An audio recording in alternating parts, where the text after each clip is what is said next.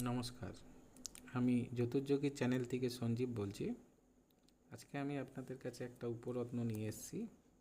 এটার নাম হচ্ছে রেড হাকিক বা লাল হাকিক পাথর। এটার দাম খুব কম কিন্তু কার্যকারিতা খুব বেশি।